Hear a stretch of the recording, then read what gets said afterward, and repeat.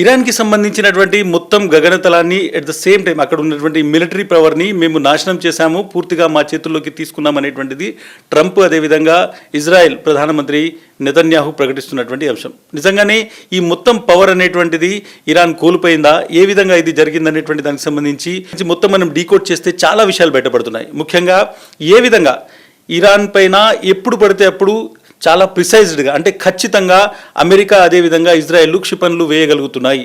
ఏ క్షణంలోనైనా ఎవరైనా ఇరాన్కి సంబంధించినటువంటి కీలకమైనటువంటి నాయకుడు కావచ్చు, మిలిటరీ కమాండర్ కావచ్చు, లేకుంటే అది ఒక ఇరాన్కి సంబంధించినటువంటి ఒక కార్యాలయం కావచ్చు, ఇవన్నీ చాలా ప్రిసైజ్డ్గా అమెరికా అదేవిధంగా ఇజ్రాయెల్ ఏ విధంగా టార్గెట్ చేయగలుగుతున్నాయి అనేటువంటిది ఇక్కడ ప్రధానమైనటువంటి అంశం.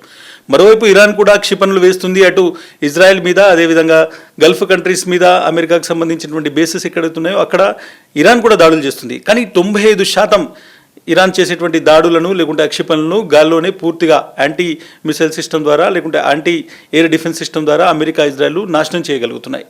కానీ అమెరికా అదేవిధంగా ఇజ్రాయెల్ వేస్తున్నటువంటి క్షిపణులు దాదాపుగా టార్గెట్స్ని తాకుతున్నాయి. వాళ్ళు ఖచ్చితంగా ఒక మనిషి ఒక మీటింగ్లో ఉంటే ఆ మీటింగ్లో ఉన్నటువంటి రూమ్ను కూడా టార్గెట్ చేసి పూర్తిగా అక్కడ ఉన్నటువంటి ఇరాన్ నాయకులను ఇరాన్ కమాండర్లను ఎలిమినేట్ చేయగలుగుతున్నారు. ఇంత ఖచ్చితత్వం ఎక్కడి నుంచి వచ్చిందనేటువంటి దాన్ని చూస్తే మనం యుద్ధానికి సంబంధించి ఏదైతే ఈ మొత్తం 19 రోజుల యుద్ధం ఉందో దీనికి సంబంధించి చివరి రోజుకు అంటే స్టార్ట్ అయినటువంటి చివరి రోజు వెనక్కి వెళ్ళి చూస్తే మనకు చాలా విషయాలు అర్థమవుతాయి.